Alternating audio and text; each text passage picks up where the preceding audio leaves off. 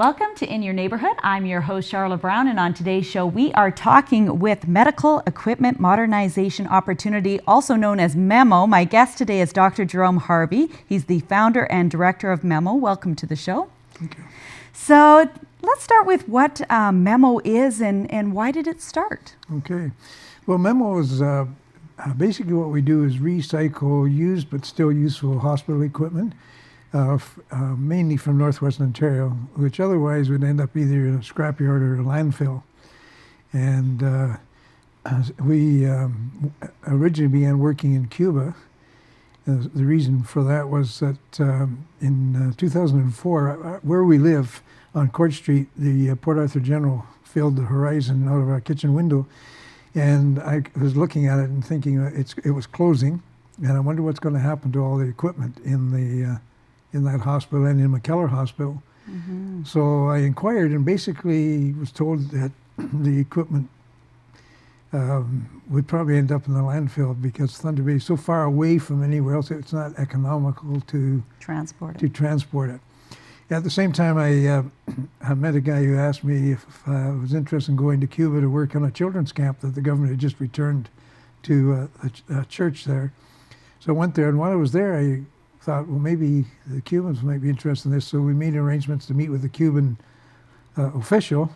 And when we told him about the hospital's closing and so on, he said, you can send everything in the hospital. You can send the hospital too if you want. Wow. So that's basically, and then I approached our church, and they got the vision of, yeah, we can do this. So over the next, in the fall of 2004, we had over 100 volunteers from across Canada who came here. The Thunder Bay Regional Board opened up the cafeteria in the closed hospital, and we were able to feed people at night.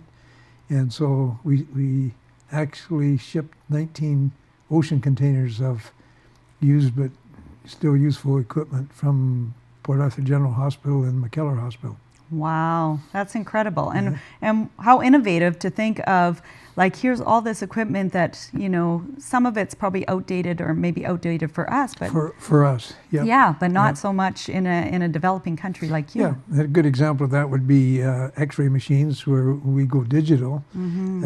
And the machines that the old machines used film, but they're still using film in a country like Cuba, so it was fine. We shipped 6 X-ray machines to Cuba from in that initial, and it was supposed to be it was just going to be this one time. Yeah. Then we discovered that a hospital replaces about 10% of its equipment every year, and so it became an ongoing project. And we've shipped 72 ocean containers of stuff since 2004. That's crazy. And let's talk about what kind of medical equipment you would ship. Everything and anything? Yeah, within there, you have to be sure that the receiving country has the infrastructure to support it.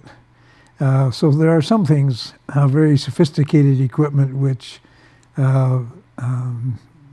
you can't ship, or we have shipped and discovered that they couldn't support it. Like, for instance, there's things that are called linear accelerators that took the place of cobalt bombs, cobalt therapy units. I can't use the word.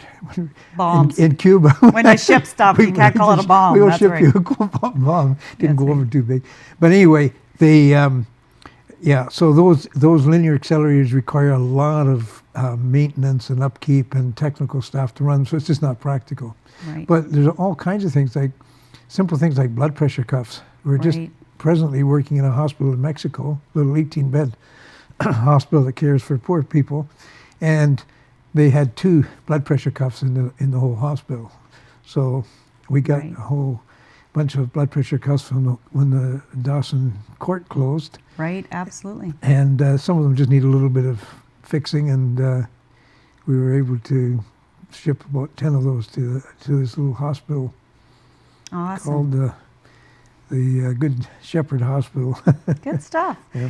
So I'm curious as to a little bit about your background. So if people, if you weren't their doctor, what kind of a physician were you in Thunder Bay or in the region? Yeah, I was a family physician. Mm-hmm. I started off at the Port Arthur Clinic way back in 1960, and then the doctor Nippigan died, and so I went to Nippigan for the next 16 years, which is where we raised our family. Mm-hmm. And then went for 4 years to Africa, worked in the Sahara Desert, and learned to appreciate rain and snow. Right. Because it was pretty dry there. And then came back to Thunder Bay and practiced as a family physician here. And towards the latter part of my practice, I was a psychotherapist.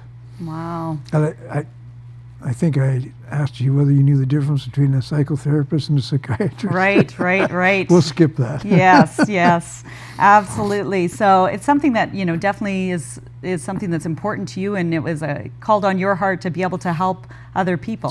Yeah, I was brought up that way. I think what I noticed among our volunteers and so on, that most people that are interested in doing humanitarian work were taught that as a child.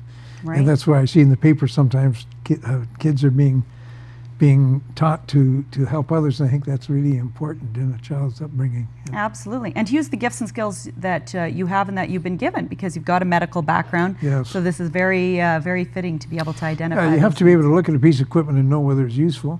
The other thing that's a characteristic of Memo is that we send medical, technical, surgical teams to be sure that the people who are receiving the equipment know how to operate it. Because often, organizations will send equipment and then it just sits there because nobody knows what to do with it.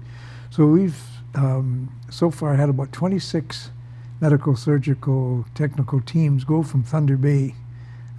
Everything from orthopedic surgery and X-ray specialists, Dr. Verghese from the cancer clinic, because we run the only breast screening clinic in Cuba. Wow. So he went and helped with that. So yeah, many different specialists from Thunder Bay and wound care nurses from St. Joseph's Care Group that have went and taught relatives who are looking after seniors at home in Cuba. So we had workshops in Havana and in Santa Clara. Yeah. Yeah, very interesting in that it was all started right from here in Thunder Bay. We are just a Thunder Bay grassroots organization. Kind of a nickel and dime outfit. Yes, absolutely. So what would you say some of the main purposes or goals of Memo? Well, our overall goal, our purpose, I guess you'd say its purpose, is to show God's love to people, because we're a Christian organization and we live in a broken world where greed and pride and hatred and thinking you're better than other races and so on is so prevalent. And we believe that Jesus intends us, as he said, we're to feed the hungry and clothe the naked and give a cup of cold water to the thirsty and heal the sick. So that's basically why we do what we do. Yeah. Absolutely. Well, I think we're going to take a quick break, but we're going to be right back and talk with Dr. Harvey more about Memo.